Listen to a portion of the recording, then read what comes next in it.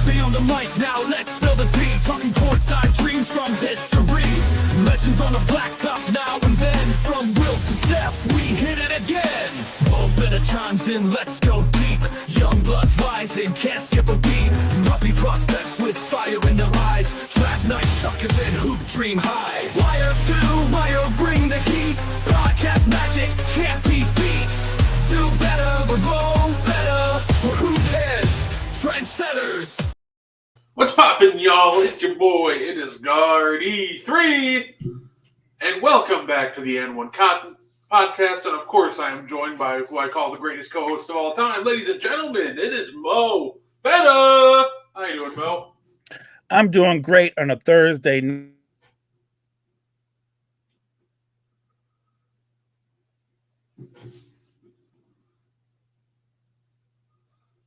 Well, it looks like we might be having some technical issues right now. And he's back.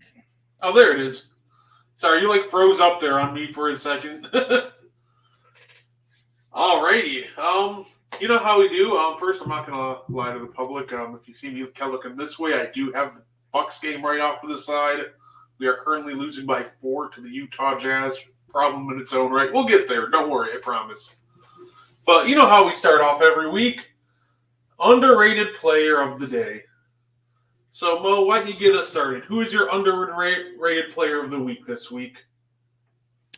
You know what? I'm going to go with a guy. I don't think he's underrated, but he's a big reason why the Cleveland Cavaliers are off to an 8-0 start. I'm going to give it up for Darius Garland. I think Darius Garland, who obviously anybody that's a big NBA fan knows that Darius Garland, when he's on the top of his game, is tremendous in terms of his offensive abilities. He's terrific in space.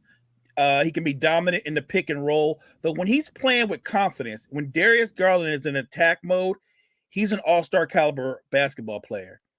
The fact that they're putting him forward and making him an equal partner with Donovan Mitchell, it's a big reason why Cleveland is 8-0.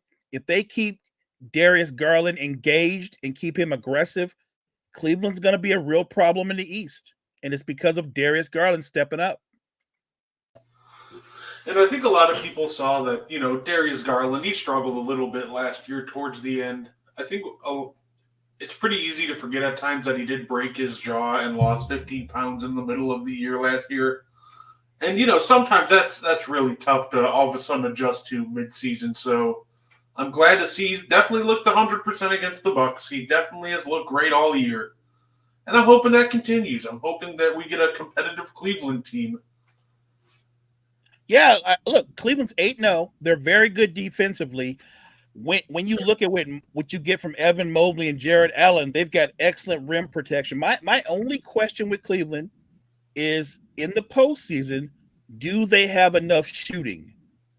I still think that remains to be seen, because outside of Mitchell and Darius Garland, I don't know if they have consistent shooting, and I think that could be an issue in the postseason. But again, they're 8-0. They deserve their flowers. They're going to be an interesting team to watch going forward. No, that's absolutely fair enough. Underrated player of the week was, it's a tough one for me, but, I just had to go to the Orlando Magic, and I got to say, a lot of people credit Paulo Banchero for some of his great performances, and rightfully so. I just think we shouldn't overlook Jalen Suggs. He's looked much improved from last year offensively. He looks more in control, just making great decisions out there. Obviously, this Magic are not with their greatest offensive showing right now. They don't have Paulo, so it makes sense. But I don't think the Magic's offensive struggles without Paulo should take away from the great strides that we've seen from Jalen Suggs so far, which is a big reason why they're able to snag those 4 early wins on the year. No, I like that call. Jalen Suggs is primarily known for his defense, but I think he's definitely taken a big step forward in what he can do offensively, becoming a more efficient shooter, and becoming a more offensive-minded guard in general. Jalen Suggs that gives you 16 to 18 a night with his defense, is much needed on a Magic team that outside of Paolo Banchero, they do struggle to score at times because I just don't think they have a lot of bucket getters. Jalen Suggs has gotten the lab and he's made himself into a consistent scorer, and that's big for them. Yeah, no, absolutely. And yeah, currently it's 61-57. Bucks are losing at halftime. It's frustrating because again, the reason I'm watching today's game so closely is I've been preaching all year, let's start Andre Jackson, let's start Andre Jackson. And they did. And they did finally today. So I've been locked in on this game. And it's funny because they're winning the Andre Jackson minutes. When he's out there, we look awesome. He's like a fountain of energy, fountain of youth, and it's contagious. Like, we watched him with two steals in the first 10 minutes, and our defense got really hands-on when he's out there. Weirdly enough, we're, just completely falling apart ironically, it's as soon as the vets get in. Like, Gary Trent's off to a slow start. Bobby and Pat have been just awful to start the year.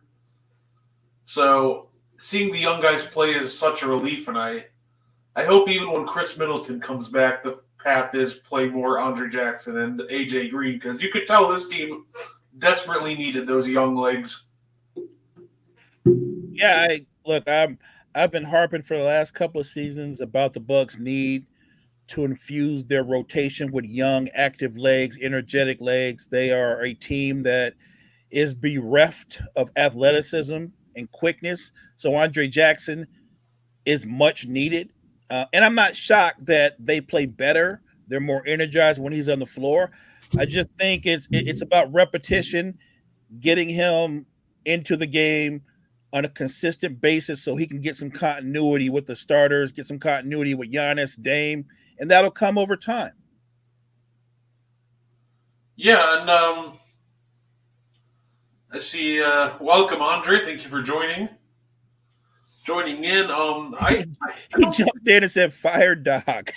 Losing Grayson Allen and Drew hurt more than a lot of people anticipated. I just don't know if firing Doc really solves anything at this point. Especially since you're already paying two other coaches. Do you really want to be on the hook to be paying three coaches that don't work for you? Yeah, exactly. And when you start thinking of coaches that are available right now, who is one that you could replace Doc with and go, yep, clear upgrade? There's not really a lot out there. Like, we had the chance to hire one, last off season before we hired Coach Griffin. Guys like Kenny Atkinson were in the running. That's why I wanted us to get. But we didn't. So overall, I think we could, fire Doc, obviously, but I don't think that's really the solution to our problems right now. I don't either. I think you have to trust Doc. To me, Doc, what the Bucks need is they need another wing player. They need a guy that can play the 3 or the 2. Or I mentioned him before. I think he's out there to be had. I don't think he's got a reasonable contract. It depends on what they'd be looking for, but I think Kyle Kuzma would be an excellent pickup for the Bucks. Yeah, and even say, especially if we can find a way to offload Pat or Bobby at this point, I think you can keep one of them and they'll turn it around.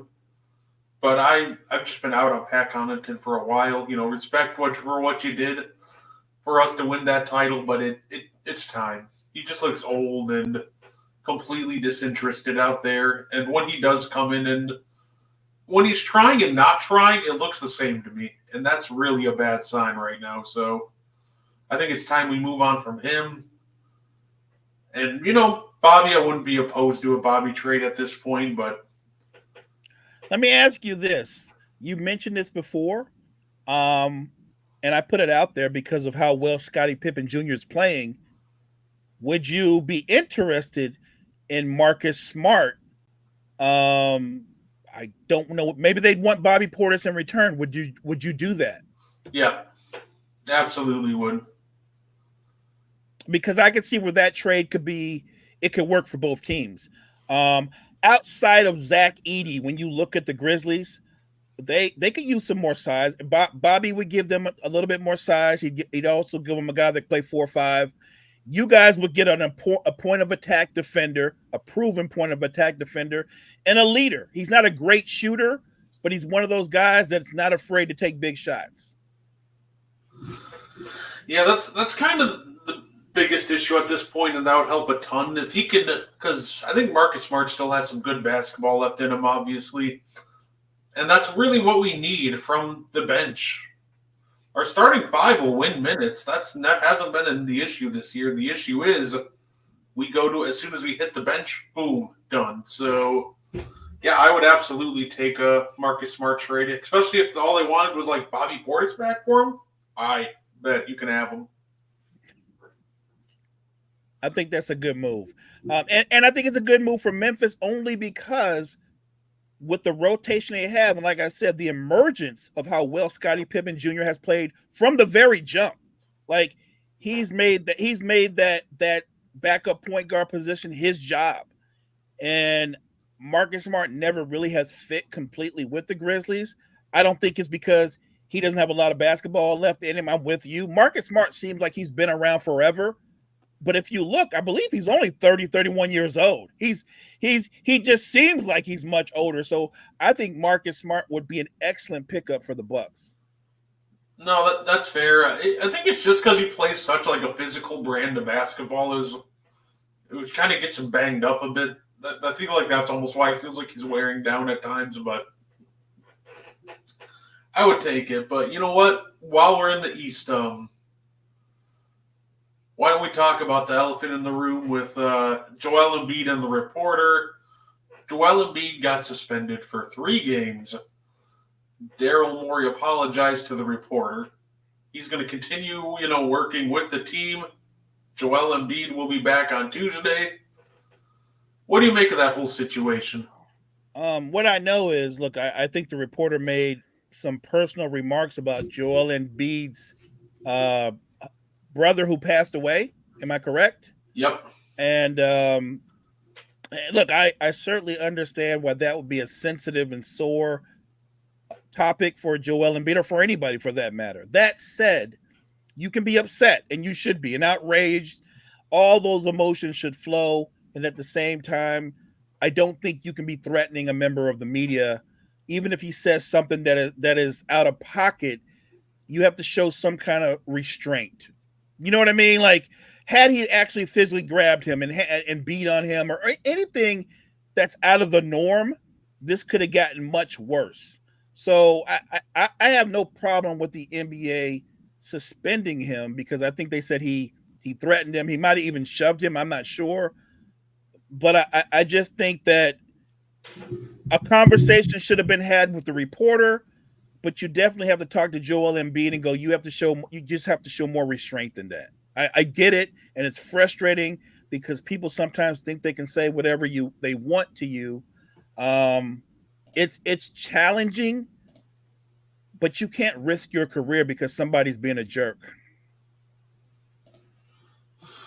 Whew, let me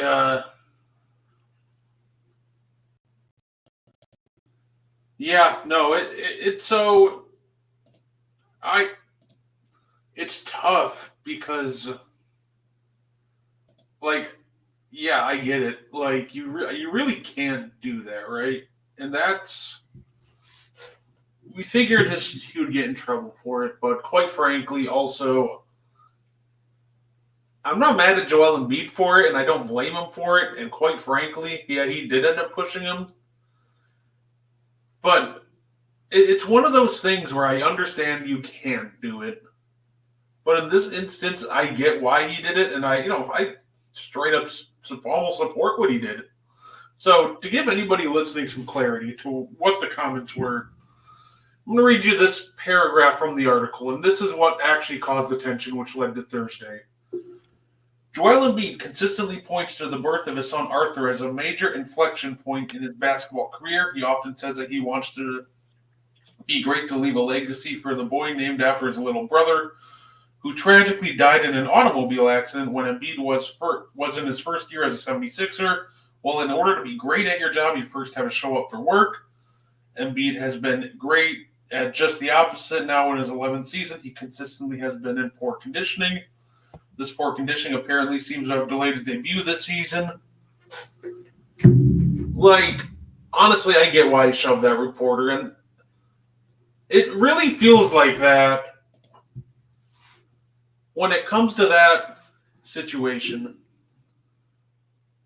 I just think the media has to be also better trained, it seems.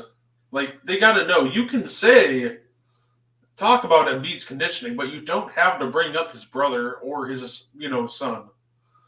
I think there are members of the media that are too comfortable with what they're doing.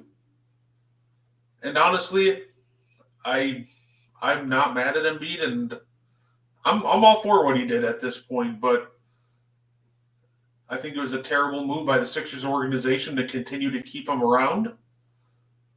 And how that article even continued to go public was wild to me. So I agree. I agree with you 100%. Look, what I'm saying is, I'm not telling anyone out there listening that I don't understand why Joel Embiid reacted the way he did. I don't think it. I think he had a very natural, a very human reaction. Even if it was the wrong reaction, if you want to say that Joel Embiid is not well conditioned or he's got a history of not being in the best condition, you can literally just say that. You can stay on topic and literally just say that. I don't understand why you need to incorporate his deceased brother at all to make that point. no, exactly. And if I were Maury, I definitely would have been like, oh man, Joel's at fault. You're okay to keep working with the team. I definitely would have told him that he's not, welcome to work with the team anymore. And honestly, it's the little things like that that can chip away at trust. So does this maybe like down the line now, if Embiid's, thinking about an extension or if he wants to stay in Philly, this might be one of the issues that comes back up to him. So this very well could come back to bite Morey in the butt in the long run. Yeah, I think trust does matter. I think players like to feel that the organization more times than not have their back, especially in situations like this. I I don't have a problem with the suspension because you can't put your hands on anybody. But that reporter was out of pocket, and he's very replaceable. I'm not sure you can say the same thing about a franchise caliber player. That's just something Daryl Morey and company might want to think about down the road. Yeah, no, absolutely. I 100% agree with that. Of course, and while we're in the East, we might as well stay there because Jason Tatum revealed something very interesting in an interview, and he almost requested a trade from the Celtics. He revealed that when they had Gordon Hayward, he considered requesting one. So I just found that interesting because you know, Gordon comes out with the injury. It's almost one of those fun what ifs, though. Like, what if Gordon Hayward stays healthy? Does Tatum get moved out of there? The interesting thing is, what I remember is, I believe, and you can correct me, didn't Gordon Hayward literally suffer that injury on the first game of the season, night one, right? It was early in the game of that season. He suffered that injury, and obviously Gordon Hayward was never the same player again. But to your what if Gordon Hayward doesn't suffer that injury, and he's the Gordon Hayward we're used to seeing, so now you're talking about a guy that you can book for about 20 points a game, 5 rebounds, 4 or 5 assists, efficient scorer. I don't think the Celtics would initiate a move to move Tatum out. If Gordon Hayward is who we think he is and he's healthy, if they were going to move anybody, it would have been the guy that ended up being Finals MVP. I think they would have moved Jaylen Brown if they were going to move anybody. I think they would have, if they have to make a choice between those three players, they would have probably preferred the duo of Tatum and Gordon Hayward versus. Now, granted, we find out as time has progressed, the Brown Tatum duo is the right one. We're doing a what if, and you can do hindsight 2020. But back in those times, Jaylen Brown, if you remember this, he was a good player, Brett, but he was very raw. He was very raw. And if they're both healthy at that time, you wouldn't have said Jaylen Brown was better than Gordon Hayward. No, absolutely. No, that's fair. Absolutely. It's it's almost crazy to think that like how close it was to them splitting up that soon. Like if Gordon Hayward doesn't get injured, like that's a wild what if to me. So I just wanted to throw that out there. I thought it was a fun what if. No, it's a great what if, because what if they find a way to keep the three of them together? Because since we're doing a what if, you know and I know you can't pay everybody, right? So if you're committed to those three, you know what doesn't happen? Drew Holiday doesn't become a Celtic. That doesn't happen. So I'm just saying, if we're doing what ifs, I don't know what the Celtics would have been, but they might not be defending NBA champions had everything, I guess you say, work out with Gordon Hayward. No, that's absolutely valid.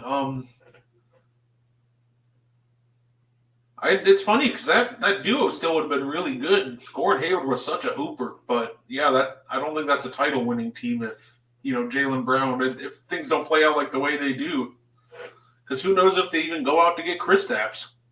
Right. It's a very interesting turn of events, but I wanted to ask you, Mo, because I think this is also interesting. Just in general, the way this first part of the season has played out for a lot of teams has been very interesting. And I'm wondering, who are some of the biggest surprises for you so far? Well, we just mentioned Cleveland in the East blows my mind, and I mean that in a positive way. They didn't do any major roster changes. Like we talked about this. What did we say? We said, could Allen and Mobley play together long term without a three who's a shooter? Because what they need is spacing if you're going to play with two bigs like that aren't really shooters. And then we thought they didn't have enough depth. And what they did is they brought everybody back. They opted to go for chemistry and continuity.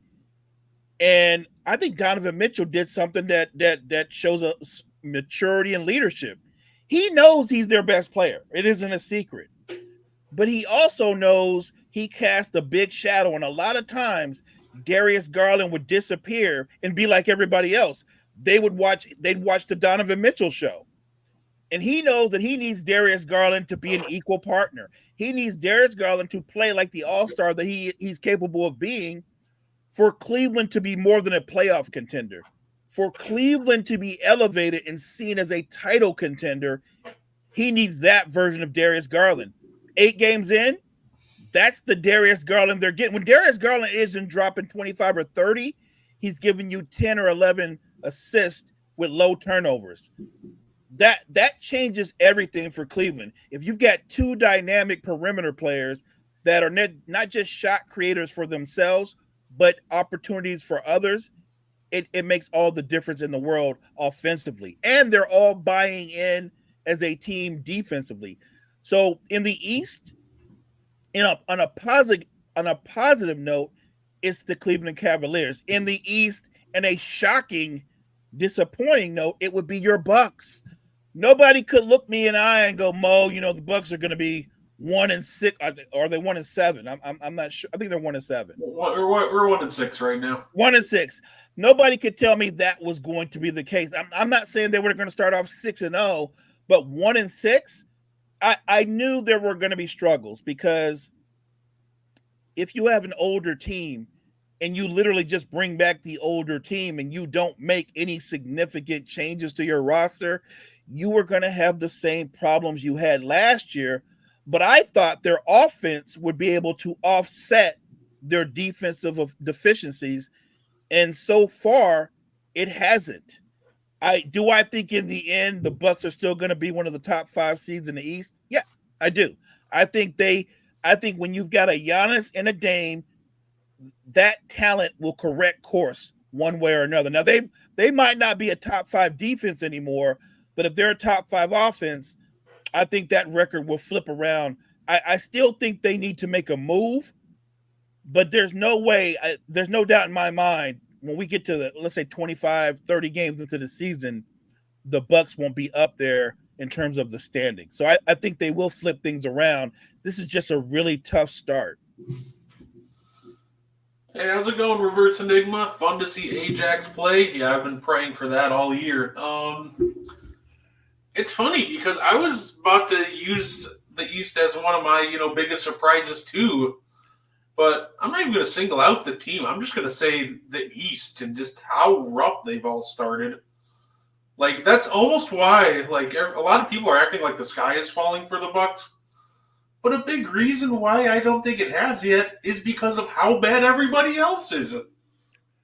4-4 right now is the 3 seed in the East. Right. Like, There's a log jam. We're 2.5 games behind that. 4-4 is the 11th seed in the West. And the Clippers right now would be tied for the 3rd seed if they were in the East. That's just crazy to me, and I just think it's wild, and just how rough the entire East, not named Cleveland or Boston, has just started out in general. Agreed. And look, the Knicks are basically whole. So obviously they're having chemistry issues to some degree because they're basically whole and they just haven't played consistent basketball. The Sixers are the one team that if you tell me they're off to a slow start, they've got an obvious excuse. They started the season off with 2 of their 3 best players not playing at all. And everything got put on Maxey's head. And now guess what happened? Paul George comes back and now Maxey's going to be out. So they're going to be still bad. They're going to get they're going to dig a grave. I think once Embiid comes back and they're whole, do I think the Sixers make the playoffs? Yeah, they'll make the playoffs, but are they going to be one of the top 5 seeds? I'm not certain of that at all. I'm really not, because how long is it going to be before you have all 3 of them playing at the same time? Yeah, let's say it's going to be a couple weeks now for Maxey, and who's to guarantee that in those couple weeks that now Embiid won't be back out or Paul George? Right, because now because Maxey's out, there's more pressure on Paul George to be a scorer and be more impactful at age 35. I'm not sure that is a sustainable path forward for the Sixers. For all the big moves they made in the offseason, the way their season has started out couldn't be worse. I will say, for my good surprise from the East, though, I'll say the Bulls actually have been a lot of fun this year to watch. They're playing a really fun passing, free-flowing offense. The ball's not sticking; it's just moving. Like overall, I think that's what's pretty surprising to me, and just how fun the Chicago Bulls have been. Yeah, I think the Bulls are fun to watch. They're certainly entertaining, but I think franchises have to be built with a plan in mind. You can't tell me that Zach LaVine is part of your future, because I won't believe you. Even though he's played well and started out early and he's got ridiculous shooting splits, he's not part of your future. Neither is Vucevic. I don't understand the direction of the Chicago Bulls. I don't know what they're doing. They're entertaining, and they have a decent record. They're 4-4. I think, are they 3-4 or 4-4? They're right there in the hunt. Yeah. But do I think they're going to be there in the end? Yeah, they might make the play in. I just don't know that if you're a team or a franchise and you pay those huge salaries, your goal is to make the play in.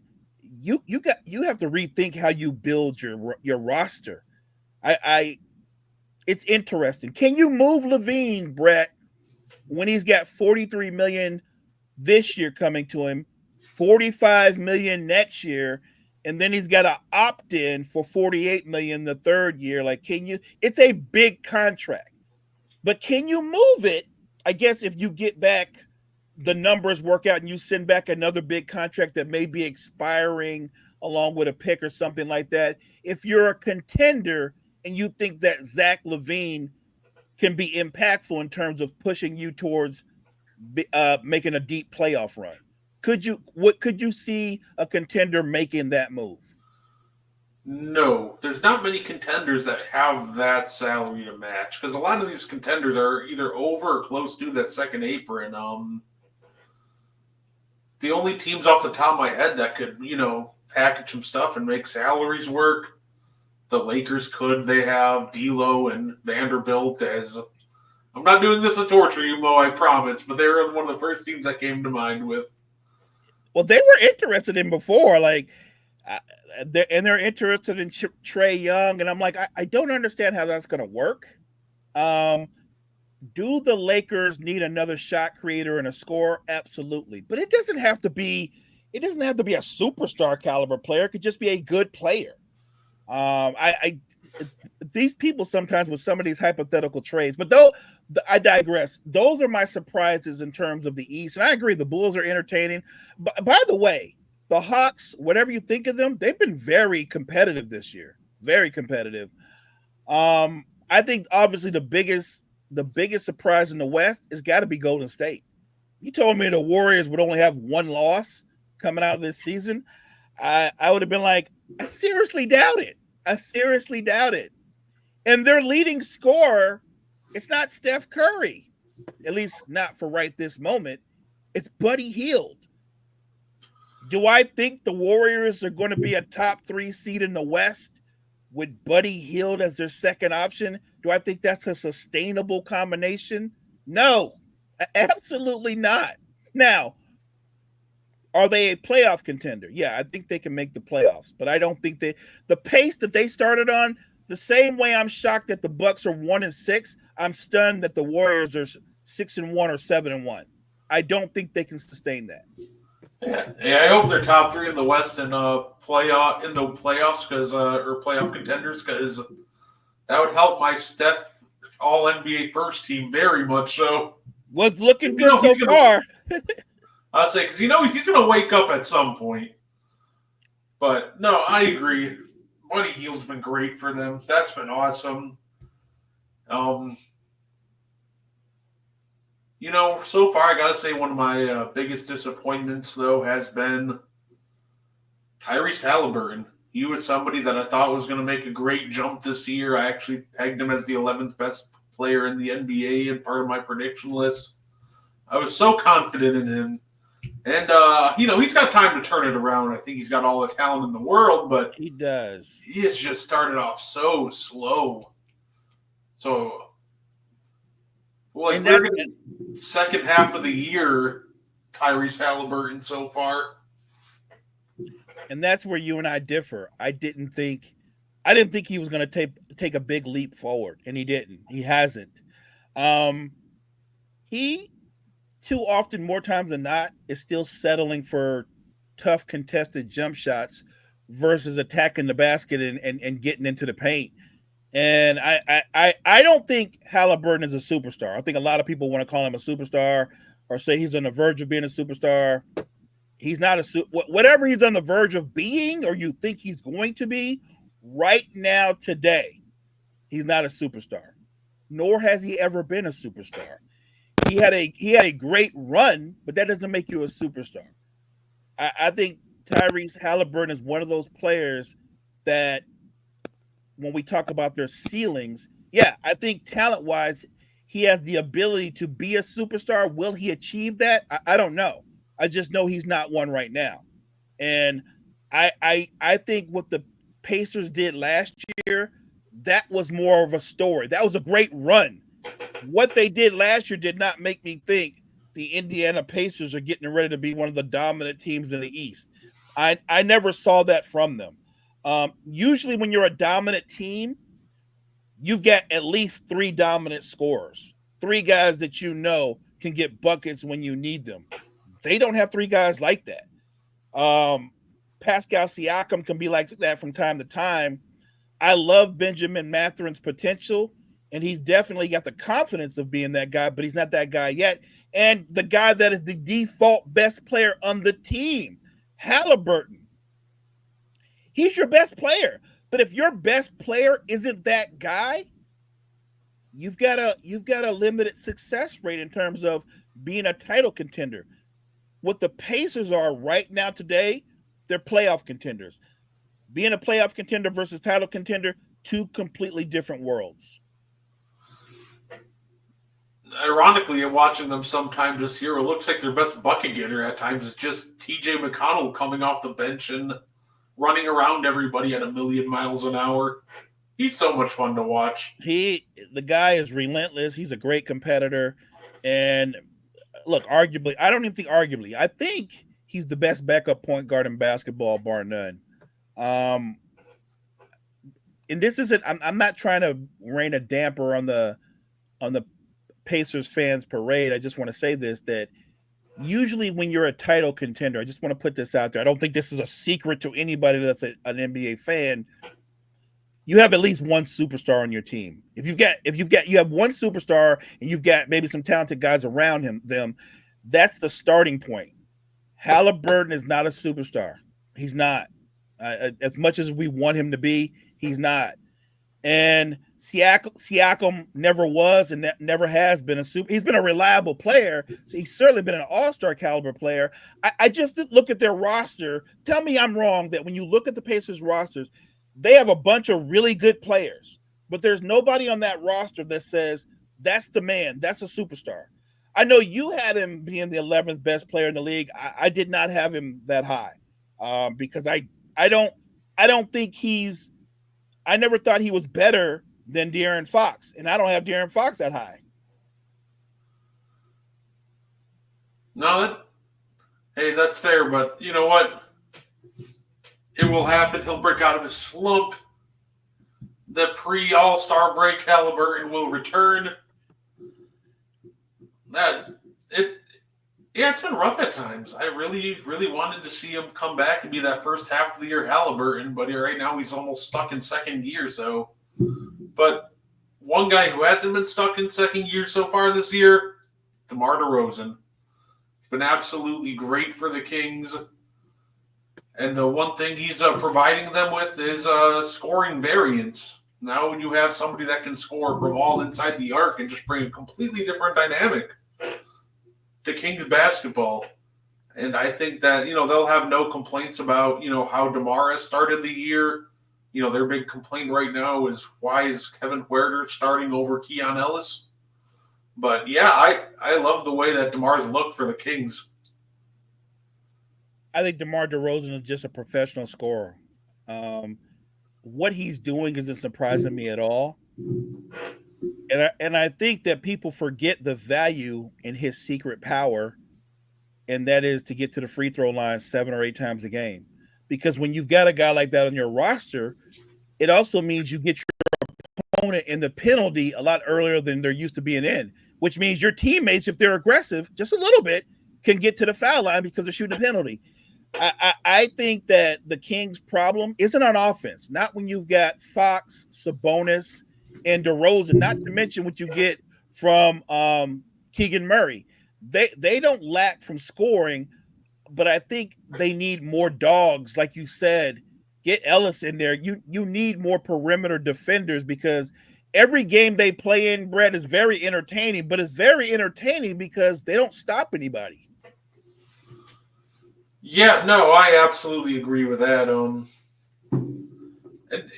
They're always fun, like you said. But yeah, I agree with the guys. I think if you have a lineup with Fox, Ellis, DeMar, Murray, Sabonis, it's probably your best lineup if you're them. It gives you the most two-way balance at that point.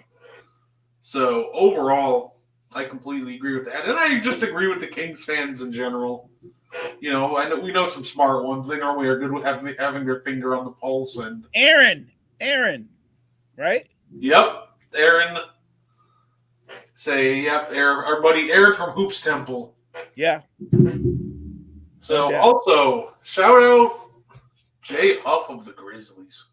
He's looked great for them too. We were talking Memphis earlier. He did. Jay Huff. I think he was an undrafted big. And yeah, he's looked great so far. He's given them a spark off the bench. Credit to the Grizzlies in general. They're just young guys that have come out to play this year. Pippen Jr., Jay Huff, they got some dogs over there. They got some young kids that know how to ball.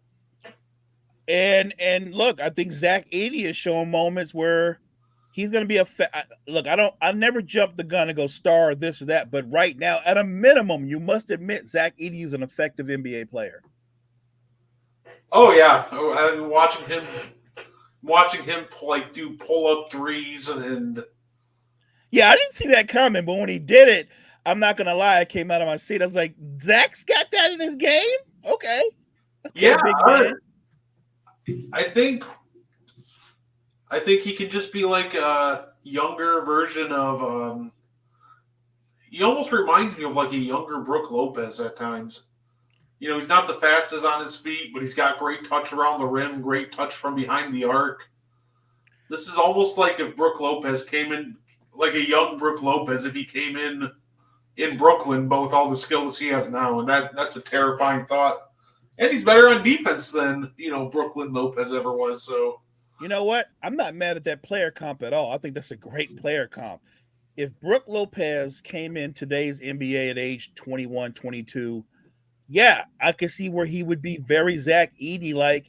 And Zach Edey's probably already at this stage in his career a better defender than Brooke Lopez was early in his career. So yeah, I think he's a good fit with Memphis. He gives them rim protection. He also gives them somebody like you said, a big man who's got soft hands and can finish around the basket with either hand. no, no, absolutely. And just to give real quick while we continue talking about surprises and disappointments, I'll give you quick scoring updates from around the league. Spurs are up 91-79 on the Trailblazers. The Bulls are up by 4 on the Timberwolves, and the Bucks have a 9-point lead over the Utah Jazz. The starters came back in, and we absolutely woke up again. So it's those young legs. Every time they come in, that's when we look like a real basketball team. I like it. Look, another surprise. Not a surprise that they didn't have talent, but I think Phoenix has got off to a fast start. And you have to admit, having an actual point guard on that roster, to put those guys in their sets, to give them the opportunity to catch and shoot and not have to do everything off the dribble, that makes a big difference as well. Tyus Jones always has one of the best assist to turnover ratios in the NBA, just a solid performer. Then you've got a reliable shooter like Grayson Allen. Phoenix, because of their firepower, I will always give them a puncher's chance of going on a deep playoff run. I will. But I want to remind everybody, the NBA, it is not a sprint. It is a long journey. And when two of your best players are 30 and over, and I'm talking about Bradley Beal, who's about 30, 31, and KD's 36, one of your primary things you want to do is make sure you can find a way to lessen their minutes so that they don't get injured. And like the most impressive start about Phoenix's start too is they're doing this all while Yusuf Nurkic is playing awful basketball right now. There's really no way to describe Yusuf Nurkic right now without using the word awful. Last time I checked, he had while Tyus Jones always has one of the best assists to turnover ratios. Last time I looked, Yusuf Nurkic had 9 assists and 19 turnovers. He is not adjusting to this Bud scheme well. And his offensive rebounding's down because he's asking him to just be spacing the floor more. Overall, the fact that they're 7-1 with one of their key players playing as poorly as they have, that's great. Improved point guard play and, great coaching has definitely helped raise this team to another level so far this year. I've always looked at Nurkic as one of those guys, Brett, when you look at his talent, I'm talking about his overall talent and skill set. Nurkic should be a walking double-double. And I'm not talking about the soft double-double like he did last year where he averaged like 12 and 10. He should be averaging between 16 and 18 points a game and 12 rebounds and maybe 3 or 4 assists. Like, he has that kind of talent, and he's always been kind of one of those guys that's just done enough rather than live up to his actual potential. And I guess I missed this one because I honestly thought Bud would bring out the best version of him. I thought the system would make him better. You know what I mean? Like I Yeah. thought it would open his game up more, and it's have the opposite effect. And I don't think it's the system. I think it's Nurk. He's got to adjust to the system and be more aggressive. No, absolutely. And it almost like, I guess it almost we should have seen it coming, right? Because we all know Bud really likes his centers to space the floor. We saw it with Brook Lopez. He did the same thing with Al Horford and Paul Millsap. He really likes to run his 5-out system. So, and Nurk has never been the most consistent 3-ball shooter. So we'll see if that turns around. Or hey, maybe you give some thought to Mason Plumlee hopping in there. Mason Plumlee is one of the better passing centers in basketball. But He is, and he's gotten his share of the minutes. The funny thing is, it looks like Nurk and Plumlee are almost splitting minutes. And the lineup that they go with down the stretch, they play KD at center. They're playing KD more at center. that's fair. I mean, I would do the same thing because you're getting so little. And it's funny because we talk about, you can keep one of those two in for rebounding. They're not really rebounding that great with Nurkic or Plumlee out there anyway. So at that point, you might as well just go maximum firepower in closing time. So and I think that's smart. Like you said, the trade-off is, if you're playing against a dominant big, there's only so much KD can do. But if you're playing with a big who's not really a dominant big, but more of a roller, the trade-off is in Phoenix's favor. No, for sure. I was about to lose my mind if that was a Pat Connaughton turnover again. That man's so far down on my list right now. I thought you used to like Pat Connaughton. Oh, but I did, and that's the thing. Like, he was good for us, like up until like 2022, but teams have figured out his weaknesses, and he just hasn't adjusted at all. And that's really been the frustrating part with Pat. He still does a lot of stupid things like jumping at every single fake. So now any offensive player that plays them, and I'll watch this at least 10 times a game. It feels like it's pump fake. Oh, there goes Pat. Now just reload 3. Let me ask you this: you're a Bucks fan, but you're a very objective fan. I think when you're evaluating a player, you think it's time for the Bucks to move on from Connaughton. I can't disagree with you because you know more than I do. But do you think he still has a lot of basketball left in him if he went to a new place, new scenery, fresh start? I don't think he has a ton. That's the tough part. Is I want us to move him, but I don't think his value is really up there right now. He's already an older vet.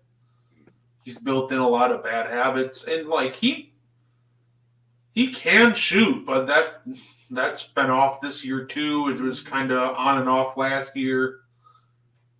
If he goes somewhere else and he can, consistently find his jumper, then sure, at times he can be a sparkle plug for your team, and that's what he was great at times. But I don't think, from what I'm watching in 2024, I don't think he has that long. It almost feels like once he leaves the Bucks, that might be it for him. That's fair. Look, that's fair. I'm looking at my Lakers. Got off to a great start.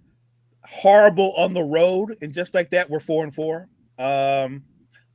But again, I'm one of those people that I said they'd win the division. I still think they're going to win the division. I didn't say they were going to be a great road team. But to also be fair, you don't have to be a great road team, but you do have to go by one rule. The teams you're supposed to beat, you have to beat. You know what I mean? Like, you can't lose to Detroit. You can't lose to Detroit. That doesn't happen. You're going to lose some games, but the games you're supposed to win, you have to get up for those and make sure you win those games. And they have not done that, at least early in the season so far. Credit to JJ Redick though for actually holding guys accountable, because I'm sure you saw it too. The sequence that got D'Lo pulled, that was just the most pathetic defensive sequence. And mind you, this is me watching a lot of Bucks games. So if I say something's like the most pathetic defensive sequence I've seen this year, Right. That's saying a lot. And that D'Lo sequence against Memphis absolutely qualifies. That was just putrid effort. I actually thought that Reddick showed great restraint because if you know Reddick's temper, it probably took everything in his power not to like snap at D'Lo in the in the after game press conference because he was losing it on the sidelines. Say, Andre wants to know, how do you feel about D'Lo, Mo? I feel like I've always felt he needs to go. That rhymes. D'Lo needs to go. I'm consistent on that. I've never, and I want to put this out there. I have never been a D'Angelo Russell fan. This is going back to when he was in college at Ohio State, and everybody was telling me he's this great combo guard. I didn't see it. I thought that he was an NBA player, but I think when he had that one fluke year when he was with the Nets and he made the All-Star team because all those guys were injured, people started overrating what he actually was. To me, and you can tell me if you disagree or not, Brett, on a team that's a title contender, D'Angelo Russell would be a sixth or seventh man. Yeah, I have always thought of him as a six man on a Right. title contender. Right. And so that tells you all you need to know about the Lakers as far as them being title contenders because he starts. And if he starts, something's wrong with your team. And how has Joker leveled up again? This guy's just unreal. I absolutely agree. I thought there was no shot that, Jokic gets a fourth MVP this year, but he might just prove me wrong. I'm still going with my pick of Shea, but holy, Joker is just making it impossible to almost not vote for him. Isn't it even more impressive because the Nuggets are shorthanded? Like they have no bench. Now I'll be fair. I'm impressed at least over the last 3 games with how well Russ has played because he was equally horrible the previous 3 games. And I think you would agree with this going forward. With Russ, it's a roller coaster ride, right? And you have to ride it in waves. There's going to be games where he goes for 18, 10 and 8, and there's going to be games where he shoots 1 for 9 from 3 and has 5 turnovers to 3 assists. You just have to know as a head coach, Mike Malone's got to know you can see the signs early on like, oh, this is one of those games where Russ is going to buck for 8 turnovers. Time to sit him. You're just going to have to ride the highs and the low of that. That being said, the fact that they're so shorthanded and they're so bereft of shooting, and Joker's still doing what he does, Brett, he's amazing. I'm with you. I think we both have Shea as the front runner before the season to win the MVP. But I actually think that Joker looks even more impressive because of what Denver doesn't have around him. And it's funny because, I'll give their bench a little credit. The bench is actually has been solid defensively. There just has been no juice offensively at all from this bench, and that's what they got to figure out. And I think this graph I saw, it says it all, right? I know, the on-off stats are, pretty funky, but I think this paints a pretty clear picture. With Jokic off the court, the bench is actually 6 points better than he's on the court. So that's a trend that we'll normally see with Jokic. You can get, positive defense with him off the court. But the bench is 24 points worse with him on the bench. So, which is absolutely wild. Overall, this is a team that is 18 points worse total when Jokic goes to the bench, and they just got to figure that out. And I think it all starts with Jamal Murray. They got to find a way to get Jamal Murray right. He's got to be he's got to be able to get buckets on his own. And so far, I think that's the one thing that's really stumped and hurting him right now is just the lack of impact from Murray. Yeah, I'm with you. I know he's never made an all-star team, but they need all-star caliber Jamal Murray on the floor with Jokic being the best 2-man game in basketball again. Anything less than that, and they're going to be a team they're going to make the playoffs, but instead of being one of the top 3 seeds like they perennially are, now you're going to look at a team that's going to be like a 6th seed or worse, a 7th seed, and having to compete in a play-in. Like, I don't know. As great as Joker is, Brett, you're putting all that on his shoulders. Calvin Booth has to make some kind of move to give this roster more balance. He has to make a move to give them either another shot creator or another shot maker or a player who's a combination of both. You're not going to be able to win. And remember this, last year, I believe their bench was like 26th or 27th in terms of production off the bench. This year, I think they're last or next to last. You're not going to beat a Memphis. You're not going to beat the Timberwolves. You're not going to beat the Mavericks with a bench that can barely get to 20 points a game. It's not going to happen. No, that's absolutely fair. And, everybody likes, stars are great, superstars are great, but you really need a decent bench to be able to spell them for a little bit. Otherwise, these teams that have both are just going to run you off the court. Right. That's almost what we've seen so far early from, Milwaukee outside of that Memphis game. Milwaukee will often win the minutes with the starting lineup out there, but then get smoked as soon as the bench comes, and we've seen the same in Denver. And I think it's just a good testament just to how important depth is, or good quality depth. Like this teams like the Celtics have, where that make them so tough. And I think it's good if your franchise recognizes, even if you have like older players, recognize what they are. I'm talking about in the moment versus what they've been in the past. Because yeah, Drew Holiday was terrific for the Celtics. But if we're being honest, you and me, you know Drew better than I do. Drew Holiday, they don't say it, but you can tell by the way they use him. He's essentially a 3-and-D guy now, right? That's what he is. He doesn't handle the ball. He's not their primary ball handler. He's not their second primary ball handler. Drew Holiday, and I'm not saying it's a bad role for him because it worked. It helped them win a title, but that's what he is. He's a 3-and-D guy.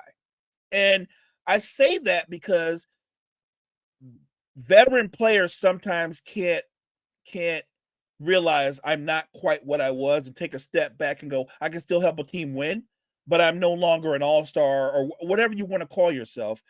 That's the struggle. I think Boston did a good thing of he's bought into his role. Remember, when Porzingis is there, he's not the first, second, third, fourth option. He's the 5th option. And if you've looked at Boston this season, Brett, with the way that Peyton Pritchard has been shooting this season, Drew's the 6th option. And he's bought into that. A lot of veteran players couldn't step back and do that, not in terms of what's best for the team.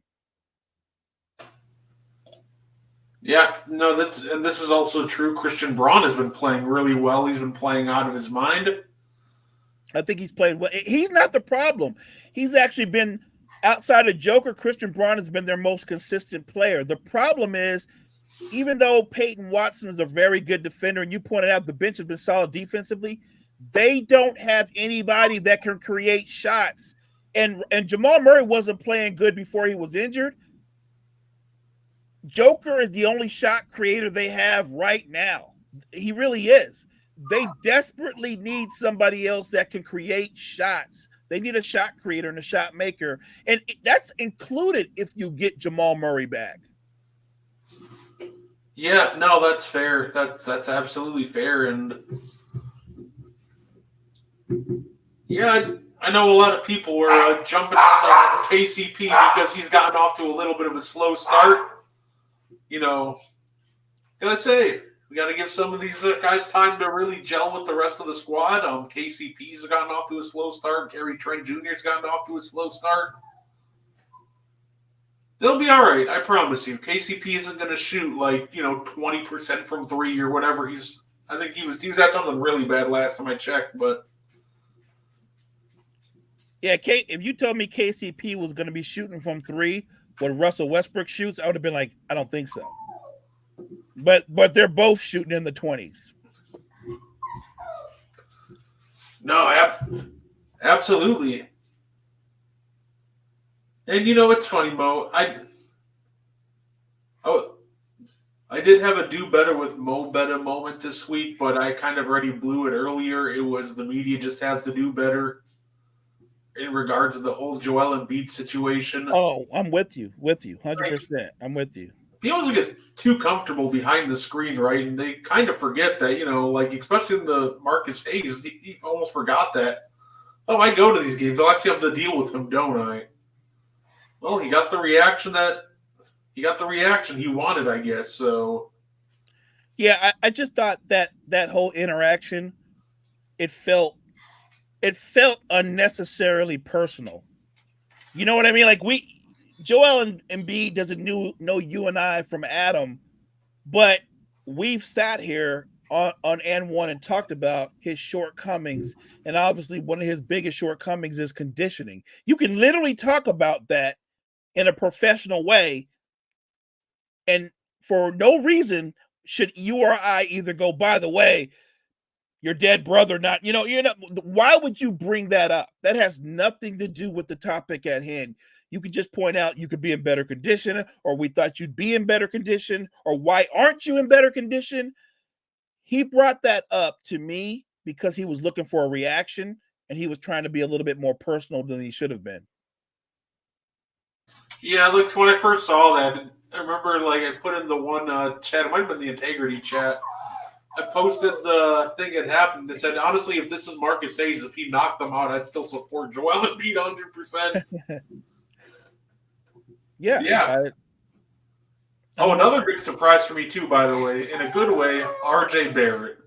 He's been shooting out of his mind for Toronto. I don't think it's sustainable, but it's been a lot of fun through these first 7 games to go watch him. Look, I'm going to stick to what I said. If they get all 3 players, we've yet to see Emmanuel quickly. Scotty Barnes has missed a ton of time already. If you get those 3 guys on the floor for an extended period of time in this particular season, the Raptors are going to make the playoffs. Yeah, no, absolutely. That is fair enough. So that's all I got for us today, Mo. Is there anything else you wanted to add, sir? No, look, always love chopping up hoops, talking all things NBA. Appreciate everybody for coming out. Those in the chat, those listening, whatever stream or whatever vein of social media you're on, we appreciate you guys so much. Make sure you check out all the great content that we provide at Wire to Wire Network. Wire to Wire Network. Appreciate you guys. Yeah, check out the N1 Podcast Facebook page. Check out the Discord. We definitely appreciate you, and we will see you next week. Thank you for tuning in to the And One Podcast. If you like our content, you can find more on the Wire to Wire Podcast Network on YouTube, Facebook, and Spotify. Want more And One? Find it on Wire to Wire. Like and share our Facebook page, and join the And One Discord. Grab the link to join from our Facebook. Thank you for tuning in, and have a wonderful day.